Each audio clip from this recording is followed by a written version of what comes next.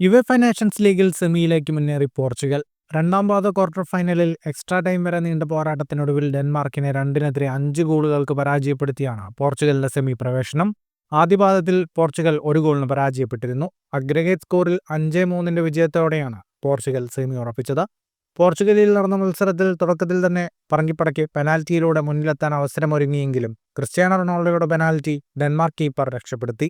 തുടർന്ന് 38-ാം മിനിറ്റിൽ Joachim ആൻഡേഴ്സന്റെ self ഗോളിലൂടെ Portugal മത്സരത്തിൽ ലീഡ് നേടി.